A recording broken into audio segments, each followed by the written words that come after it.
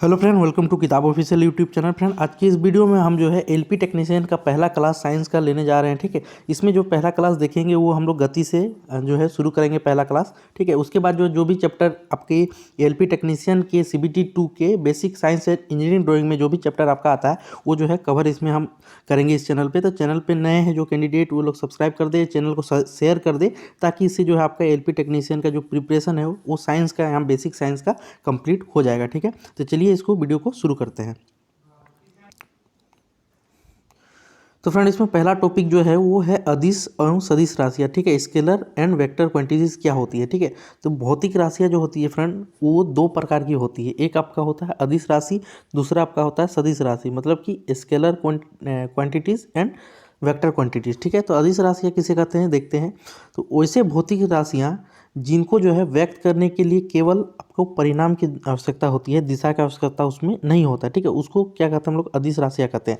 परिणाम मतलब मैग्नीट्यूड। ठीक है, और उसको केवल व्यक्त करने के लिए हमको मैग्नीट्यूड चाहिए, मतलब कि केवल परिणाम चाहिए। ठीक है, उसमें दिशा का जरूरत नहीं। जैसे कि हम कोई चीज़ सामान मान के चलिए कि ये सामान है कोई चीज़, आलू या कुछ भी मान के चलिए, आटा चीनी चावल कोई भी, तो 5 केजी जैसे ये हुआ। ठीक है, तो हमको बताने के लिए क्या बोलना पड़ेगा कि 5 केजी चावल दीजिए, 5 केजी चीनी दीजिए, कुछ भी। ठीक है, तो ये केवल हम जो है उसका द्रव्यमान बोले, ये नहीं कि हमको इस दिशा में 5 केजी चीनी चाहिए। ठीक है, ऐसा तो नहीं बोलेंगे। बोलेंगे तो केवल उसका जो है हम लोग परिमाण बोलेंगे। तो इसी को जो है अदिश राशि कहती है। तो कौन कौन कहते हैं, ठीक है, कौन सा हो गया अदिश राशि, देखिए जैसे कि लंबाई हो गया, जैसे कि 8 सेंटीमीटर बोलेंगे, 10 सेंटीमीटर बोलेंगे, 1 किलोमीटर, 2 किलोमीटर, उसमें कोई दिशा नहीं है। ठीक है, लंबाई बोलेंगे तो काम चल जाएगा। ठीक है, दूरी हो गया, कितना दूरी है। ठीक है, समय बोल दिए, क्षेत्रफल, द्रव्यमान, आयतन, चाल, घनत्व, दाब, कार्य, ऊर्जा, शक्ति, कोण, ताप, विद्युत धारा, विभव, ये सब जो है राशियां है। ये जितना भी राशि जो है ये सब आपका अदिश राशि है, स्केलर क्वांटिटीज है। ठीक है, इसमें जो है केवल परिणाम की आवश्यकता होती है, दिशा का इसमें परिमाण का जरूरत इसमें नहीं पड़ता है। ठीक है, आगे क्या लिखा देखिए, अदिश राशियों को गणित के साधारण नियमों के अनुसार जोड़ा या घटाया, गुना तथा भाग किया जा सकता है। तो जो फ्रेंड अदिश राशियाँ होती है, जो आपका स्केलर क्वांटिटीज़ होती है, अदिश राशियाँ होती है, उनको जो है गणित का जो भी साधारण नियम है, तो गणित का साधारण नियम क्या है, जो भी बोडमास का फॉर्मूला यूज किए, BODMAS। ठीक है, इसमें जिस तरह से हम लोग यूज करते हैं, ये एक साधारण गणितीय नियम का ये फॉर्मूला है। ठीक है, आप इसको मल्टीपल कीजिए या ऐड कीजिए, जो भी कीजिए। ठीक है, तो साधारण गणितीय नियम से हम जो है अदिश राशियों को गुना या भाग, जोड़ा या घटाया जा सकता है। ठीक है, आगे क्या है, सदिश राशियाँ। नेक्स्ट है सदिश राशियाँ, मतलब वेक्टर क्वांटिटीज़। वेक्टर क्वांटिटीज़ क्या है, जिन भौतिक राशियों को व्यक्त करने के लिए परिमाण एवं दिशा दोनों की आवश्यकता होती है, उन्हें सदिश राशियाँ कहते हैं। ठीक है, मतलब जिन राशि को हम लोग व्यक्त करेंगे उसमें परिमाण भी होना चाहिए कुछ उसका। ठीक है, मतलब कि उसका जो है कुछ डिजिट होना चाहिए, परिमाण होना चाहिए कुछ, एवं उसका कोई दिशा भी होना चाहिए कि इस दिशा में जो है इतना हम बल लगाएंगे वगैरह। ठीक है, तो कौन कौन सा है सदिश राशि देख लीजिए, जैसे कि विस्थापन हो गया, वेग हो गया, त्वरण हो गया, बल हो गया, संवेग हो गया, बलाघूर्ण हो गया, आवेग, भार हो गया, विद्युत क्षेत्र हो गया, ये सब जो राशि है ये सब सदिश राशि है। ठीक है, और ये जो सदिश राशियाँ हैं वेक्टर क्वांटिटी, इनको जो है साधारण गणितीय नियम से जोड़ा या घटाया जो है वो नहीं जा सकता। ठीक है, तो ये कौन सा हो गया, जैसे कि बल। बल का अगर बात करें तो किसी में हम लोग कोई बल लगाते हैं, मान के चलिए ये अलमारी है। ठीक है, इसको अगर हमको इस जगह से खिसकाना है, इधर ले जाना है, तो ये मान के चलिए ये उत्तर की ओर हो गया। ठीक है, ये दक्षिण हो गया। ठीक, तो इसमें हम जो है कुछ फोर्स लगाएंगे, कुछ बल लगाएंगे। मान के चलिए जो हम इसमें 5 न्यूटन का फोर्स लगाएं। ठीक है, 5 न्यूटन का फोर्स लगाएं तो हमको किधर इसको ले जाना है, इस ओर ले जाना है। देखिए इसमें जो हमको दिशा की बताना पड़ रहा है कि हमको किस ओर ले जाना पड़ेगा इसको। ठीक है, तो इसमें हम बल लगाएं 5 न्यूटन का, किस तरफ, उत्तर की ओर हम 5 न्यूटन का बल लगाएं, तब जाके जो है ये उत्तर की ओर जो है कुछ जो है खिसकेगा। यहाँ से मान के चलिए 1 सेंटीमीटर खिसकेगा या 2 सेंटीमीटर खिसकेगा। ठीक है, तो हम क्या लगाएं, इस पर बल भी लगाएं और उसका दिशा में भी हम लगाएं। अगर इसका उल्टा दिशा में बल लगाएं तो नहीं चलेगा। ठीक है, तो हमको कोई दिशा में इसको जो है नियत एक दिशा में बल लगाना पड़ा, तो इसमें परिमाण भी यूज हुआ और दिशा भी यूज हो गया। परिमाण कौन सा हो गया, 5 न्यूटन का बल लगाएं, किस दिशा में, उत्तर की ओर जो है 5 न्यूटन का बल लगाएं। ठीक है, तो ये जो हो गया आपका सदिश राशि है, इसे कहते हैं। ठीक है, अब सदिश राशि जो राशि होता है, ग्राफिकल रिप्रेजेंटेशन ऑफ क्वांटिटी, तो जो क्वांटिटी है, राशि है, उसका हम लोग जो है ग्राफ में किस तरह से निरूपण कर सकते हैं। ठीक है, तो किसी भी सदिश राशि को एक जो है तीर से हम लोग जो है वो दिखाते हैं। याद रखिए केवल सदिश राशियों को जो है हम तीर से निरूपित करते हैं। मान की लंबाई जो है मतलब ये तीर की लंबाई उस राशि के परिणाम को तथा इसकी जो नोक है वो जो है उस राशि की दिशा को प्रदर्शित करती है। तो जैसे ये तीर हुआ, ठीक है, तो ये जो इसका हेड है, ठीक है, ये हेड हो गया, ये जो है हेड हो गया। हेड जो है उस राशि की दिशा को प्रदर्शित करती है और ये जो लंबाई हुआ ये किसको प्रदर्शित करती है, तो ये जो है उसके परिमाण को प्रदर्शित करती है, ठीक है, प्रदर्शित करती है। सदिश राशि के प्रारंभिक बिंदु को टेल कहते हैं, पूंछ कहते हैं, तथा अंतिम बिंदु को बानाग्र अथवा शीर्ष हेड कहते हैं, ठीक है।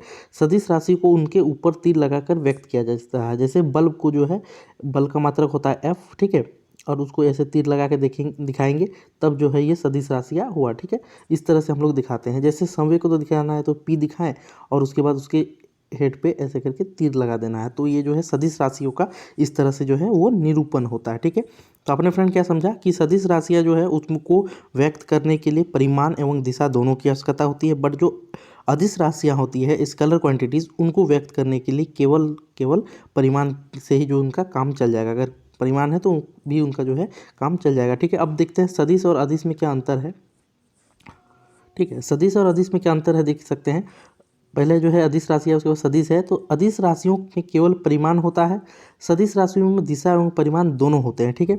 अगला है नेक्स्ट इसमें अंतर, अदिश राशियों को गणित के साधारण नियमों द्वारा जोड़ा घटाया गुना भाग जो है वो किया जा सकता है, बट जो सदिश राशियाँ उनको गणित के साधारण नियमों द्वारा जोड़ा या घटाया नहीं जा सकता। तीसरा इसमें पॉइंट है, अदिश राशियों को साधारण अक्षरों द्वारा, जैसे कि डब्लू कार्य है तो डब्लू दिखा दिए, ठीक है, इसके द्वारा हम जो है लगा सकते हैं, ठीक है, द्वारा इसको व्यक्त किया जाता है।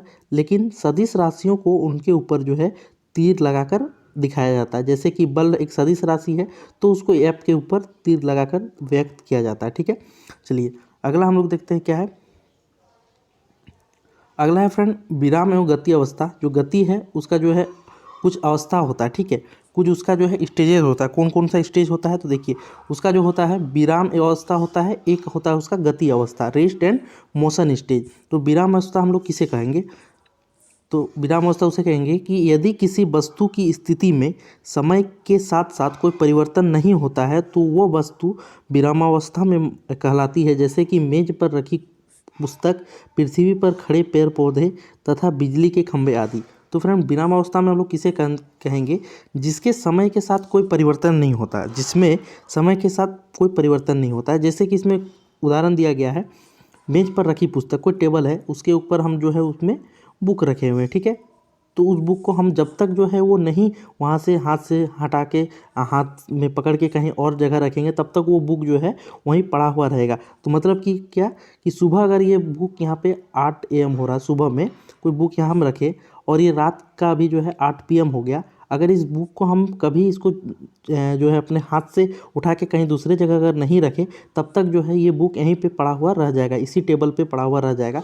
सुबह 8 से लेके रात 8 कभी तक भी जब तक हम उसको हाथ से नहीं हटाए तब तक वो वहीं पे रहा। तो क्या हुआ इसमें, जैसे कि समय के साथ परिवर्तन नहीं हुआ, मतलब सुबह 8 से शाम 8 तक, मतलब कि कितना घंटा हो गया, 12 घंटा यहाँ पे टाइम हो गया। तो समय कितना हो गया, 12 घंटा समय इसमें हो गया, बट बुक के स्थान में कोई भी परिवर्तन नहीं हुआ, ठीक है। तो इसमें जो है ये कह सकते हैं कि टेबल पर जो पुस्तक रखा हुआ है वो विराम अवस्था में है, ठीक है।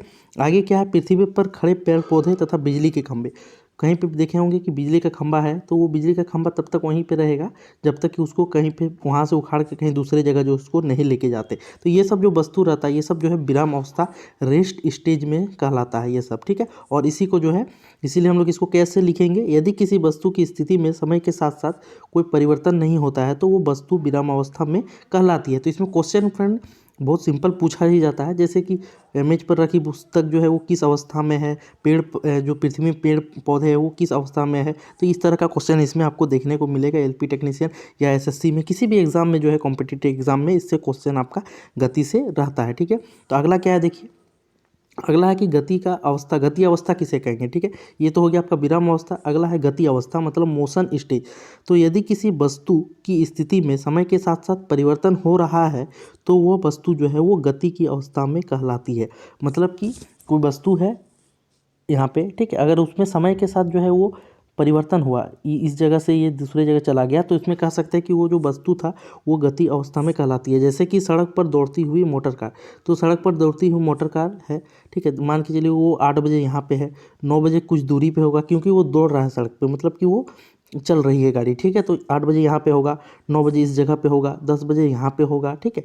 तो इसमें देखिए समय के साथ इसका जो है अपने स्थान से परिवर्तन हो रहा, पहले यहाँ पे था, इसके बाद यहाँ आया, फिर यहाँ आया, फिर अपने जो भी बस स्टैंड होगा या जहाँ भी होगा अपने गंतव्य में वहाँ पहुँचेगा। तो इसमें जो है उसका समय के साथ साथ उसकी अवस्था में परिवर्तन हो रहा है, जिस कारण से हम कह सकते हैं कि सड़क पर जो गाड़ी दौड़ रही है वो मोटर कार वो गति अवस्था में है, ठीक है। या वायु में उड़ता हुआ वायुयान मतलब एरोप्लेन, नदी में जो चलता हुआ नाव, ठीक है, चलता हुआ नाव बोलना है, जब भी इसमें उदाहरण देना चलता हुआ नाव, ये सब जो है देना है, ठीक है। आगे क्या है कि गति का जो है नियम, गति का प्रकार क्या क्या है, ठीक है। टाइप ऑफ मोशन का अगर बात करें तो देखिए इसमें कितने टाइप्स ऑफ मोशन है, एक हो गया, एक आपका हो गया रेखीय गति या स्थानांतरणीय गति, दूसरा हो गया अनियमित गति, तीसरा हो गया यहाँ पे आपको दोलनीय गति, इसके बाद चौथा हो गया वृत्तीय गति या घूर्णन गति, इसके बाद आपका पांचवा हो गया एक समान गति। तो चलिए एक एक करके जो है हम लोग गति के प्रकार को देखते हैं और उसका डेफिनेशन को भी जो है वो जानते हैं, ठीक है। तो गति के निम्न प्रकार की होती है, पहला जो है वो रेखीय गति बोलेंगे, लीनियर और ट्रांसलेटरी मोशन मतलब स्थानांतरणीय गति, ठीक है। दोनों में से कुछ भी बोलिएगा एक ही है, जैसे नाम से इसमें पता चल रहा है कि रेखीय गति, तो रेखीय मतलब क्या हो, रेखा, रेखा मतलब लाइन, सीधी रेखा को हम लोग रेखीय बोलते हैं, लाइन बोलते हैं, रेखा बोलते हैं, ठीक है। तो इसमें इससे ही पता चल रहा है कि इसमें जो गति होगा वो सीधी रेखा में होगा। तो चलिए इसका डेफिनेशन देखते हैं क्या है। तो इसमें बोला है कि यदि कोई गतिमान वस्तु एक सीधी रेखा में चलती है अथवा गति करती है, चले चाहे या गति करे, तो इसे रेखीय अथवा स्थानांतरणीय गति कहते हैं, जैसे चलती हुई कार, पेड़ से गिरता हुआ फल, ठीक है। तो उदाहरण इसमें देखिए, चलती हुई जो गाड़ी रहेगी वो जो है एक ही सीधी रेखा में चलेगी, ठीक है, ठीक है। पेड़ से जो फल गिरता है वो भी सीधी रेखा में ही गिरेगा। क्या फल कभी ऐसे गिरा है, यहाँ से गिरा पेड़ से, मान के चलिए पेड़ है तो यहाँ से फल गिरा, तो कभी ऐसे ऐसे ऐसे ऐसे करके गिरेगा नहीं, वो गिरेगा तो सीधा ऐसे करके गिरेगा, ठीक है। तो ये क्या हुआ, ये क्या हो गया, रेखीय गति। यहाँ से देखिए सीधा ऐसे करके यहाँ पे फल गिर गया, तो ये जो है रेखीय गति हो गया। आगे क्या है देखिए, सेकंड इसमें है अनियमित गति मतलब रैंडम मोशन, ठीक है। इसमें किसी तरह का कोई भी मोशन का इसमें नियत नहीं है, ये रैंडम मोशन है, अनियमित गति। यदि कोई गतिमान वस्तु अपनी दिशा निरंतर बदलती रहती है तो यह गति जो है वस्तु की अनियमित गति कहलाती है। जैसे कि फूलों पर मंडराने वाली तितलियों की गति, तितली या भौरा जो भी हो, तो फूलों पर जो तितली या भौरा जो मंडराता है फ्रेंड, तो वो किस तरह, कभी इधर ऐसे सीधी रेखा में मंडराएगा नहीं, कभी इधर जाएगा, कभी इधर जाएगा, वो जो उसका कोई दिशा कुछ नहीं रहेगा, नियत नहीं रहेगा, तो उसमें अनियमित गति होता है, ठीक है, ठीक है, ये होता है, ठीक है। अगला इसमें है दोलनीय गति या कंपनीय गति, ठीक है। तो इसमें क्या है, ऑक्सिलरी और वाइब्रेटरी मोशन, वाइब्रेटरी मतलब कंपन गति, तो दोलनीय अथवा कंपनीय गति। तो यदि कोई गतिशील वस्तु अपने मार्ग के किसी नियत बिंदु के इधर उधर अथवा ऊपर नीचे गति करती है, जैसे मार्ग यहाँ पे है तो मार्ग के इधर उधर अगर गति करती है, ठीक है, ऐसे गति करती है, अथवा जो है ऊपर नीचे गति करती है, ऊपर नीचे गति करती है, तो ये जो है दोलनीय अथवा कंपनीय गति कहते हैं। जैसे सरल लोलक की गति, सरल लोलक कैसे होता है, ऐसे होता है, कभी ये जो है इधर से छोड़ेंगे तो यहाँ तक जाएगा, ठीक है, कभी ये बीच में रहेगा, यहाँ से खींचेंगे तो यहाँ तक जाएगा, तो ये जो है आपका सरल लोलक की गति हो गया। या झूला जो होता है, झूले की गति जैसे होता है, झूला कैसे झूलता है, ऐसे करके यहाँ से जाता है, फिर यहाँ आता है, फिर यहाँ आता है, फिर यहाँ, ठीक है। तो ये जो गति है इसको हम लोग दोलनीय या कंपनीय गति जो है वो कहेंगे। अगला यहाँ पे है चौथा, वृत्तीय गति अथवा घूर्णन गति। वृत्तीय मतलब सर्कुलर मोशन और अथवा रोटरी मोशन। तो सर्कुलर मतलब पता चल रहा है कि वृत्त के समान जो है वो होगा, जो भी गति होगा वो वृत्त के जैसा वृत्त बनता है, उसी प्रकार से उसमें गति होगा, तो इसी को हम लोग कहेंगे वृत्तीय गति, ठीक है। तो यदि कोई गतिमान वस्तु वृत्तीय पथ पर घूमती है तो यह गति जो है वस्तु की वृत्तीय गति अथवा घूर्णन गति कहलाती है, जैसे कि लट्टू की गति, पृथ्वी की गति आदि, ठीक है। तो लट्टू की गति कैसे होता है, लट्टू ऐसे ऐसे ऐसे घूमता है, ठीक है, तो वो लट्टू का क्या हो गया, घूर्णन गति हो गया। पृथ्वी का गति कैसे हो गया, घूर्णन गति होता है, उसमें पृथ्वी में दो गति होता है, एक घूर्णन भी होता है, एक परिक्रमण भी होता है। तो यहाँ जो है ये जो गति है ये वृत्तीय गति हो गया, मतलब कि वृत्त के पथ पर इसी तरह घूमेगा वो, ऐसा नहीं कि इधर जाएगा ऐसे ऐसे नहीं होगा, ठीक है। लट्टू कभी ऐसे घूमता है कि इधर इधर ऐसे, ठीक है, वो तो घूमते ऐसे ऐसे घूमता है, ठीक है। तो इसी की गति को हम लोग कहेंगे वृत्तीय गति। अगला है एक समान वृत्तीय गति, यूनिफॉर्म सर्कुलर मोशन। तो इसमें है जब कोई वस्तु वृत्तीय पथ पर एक पर समान समय अंतराल में समान दूरी तय करती है। जब कोई वस्तु वृत्तीय पथ पर समान समय अंतराल में समान दूरी तय करती है तो वस्तु की गति जो है एक समान वृत्तीय गति कहलाती है, जैसे सूर्य के चारों ओर पृथ्वी की गति। तो फ्रेंड इसमें बोला है कि वृत्तीय गति जो है वो जो है समान समय अंतराल में समान समय अंतराल में समान दूरी तय करे। मतलब यहाँ से अगर कोई चला तो उसका नियत कुछ टाइम होगा यहाँ पे पहुँचने का, ठीक है। कहीं भी जो वो अपना गति वो कभी स्पीड नहीं करेगा, कभी धीरे नहीं करेगा, मतलब एक समान से चलेगा। मान के चलिए फिर 8 किलोमीटर प्रति घंटा से अगर कोई चल रहा है यहाँ पे, तो यहाँ पे भी 8 किलोमीटर प्रति घंटा है, यहाँ पे भी 8 किलोमीटर प्रति घंटा है, यहाँ पे भी 8 किलोमीटर प्रति घंटा के ही स्पीड से पूरे वो दूरी को, पूरे चक्कर को वो लगाएगा, ठीक है। जैसे कि सूर्य के चारों ओर पृथ्वी की गति। तो फ्रेंड सूर्य के चारों ओर जो पृथ्वी है, सूर्य हो गया और ये पृथ्वी हो गया, तो पृथ्वी और सूर्य, पृथ्वी का जो गति है वो सभी जगह पे नियत रहता है। कभी ऐसा नहीं कि वो यहाँ से यहाँ तक स्पीड गया, उसके बाद यहाँ धीरे चला गया, फिर स्पीड गया, फिर धीरे चला गया। उसका जो गति है वो एक समान ही है, ठीक है। जो भी उसका गति है वो एक समान तरीके से अपना जो है दूरी को तय करता है। तो इसको कहेंगे एक समान वृत्तीय गति। मतलब कि वृत्तीय पथ पर ही गति करना है, बट समान समय अंतराल में, मतलब एक समान गति करना है, ठीक है। तो फ्रेंड ये कुछ था जो है आज का गति का नियम, ठीक है। अगला टॉपिक जो है वो नेक्स्ट वाले में आपको बताएंगे कि कौन कौन सा जो है आपका वो आगे इसमें जो छूटा हुआ है गति का भी, ठीक है, वो आपको बताएंगे, ताकि वीडियो जो है ज़्यादा लंबा ना हो और आप लोगों को भी जो है बोरिंग ना लगे। इसके वजह से नेक्स्ट में जो है हम आगे इसका जो भी गति का है वो आपको बताएंगे। इसमें कुछ जो है इक्वेशन सब भी है, जैसे एस बराबर ये सब जो इक्वेशन रहता है, भी बराबर U T plus half A T square, ये सब जो रहता है एस बराबर U T plus half A T square, ये सब का रहता है भी बराबर यू प्लस ए टी, ये सब जो है। इसमें और भी कुछ है, एक्सेलरेशन जैसे है, उसको त्वरण को कैसे दर्शाना है, सारा कुछ जो है टॉपिक है। तो आपको जो है ये क्लास कैसा लगा फ्रेंड कमेंट बॉक्स में ज़रूर बताइएगा। और आपका जो ये जो है एलपी का CBT 2 होता है, एलपी टेक्नीशियन एग्ज़ाम जो आने वाला है आपका जून मंथ में, उसका जो CBT 2 में साइंस का बेसिक साइंस एंड जो रहता है बेसिक साइंस से इंजीनियरिंग ड्राइंग, ये एक टॉपिक है। उस टॉपिक में जो है इस तरह का क्वेश्चन आपका पूछा जाता है, जिसमें गति एक चैप्टर है, उसको भी आपको पढ़ना है, और तमाम उसमें 7 तरह का साइंस का चैप्टर है। बट वो जो चैप्टर है वो हर एग्ज़ाम में पूछा नहीं जाता है, ठीक है। कुछ जैसे गति तो सब में पूछा जाता है, बट कुछ चैप्टर उसमें है जो केवल एलपी टेक्नीशियन में ही पूछा जाता है, तो वो भी आपको जो है ज़रूर करना है, क्योंकि उसको अगर आप क्वालिफाई नहीं करते हैं तो आप जो जनरल उसका CBT 1 है या CBT 2 का जो पार्ट ए है उसका आपका कोई बेनिफिट उसमें नहीं मिलेगा। आपको जो पार्ट 2 वो क्लियर करना ही पड़ेगा, तब जाके आपका जो है वो मेरिट बनता है और फाइनल सिलेक्शन होता है। तब जाके जो है आप LP loco pilot, train driver, loco pilot या जो है आप जो है टेक्नीशियन बन सकते हैं। तो फ्रेंड आज की वीडियो में इतना ही, ठीक है। वीडियो को शेयर कर दीजिएगा, ठीक है, अपने स्टडी सर्कल में, ताकि सबको जो है वो पता लग सके। चलिए फ्रेंड मिलते हैं नेक्स्ट वीडियो में नए अपडेट के साथ, तब तक के लिए जय हिंद।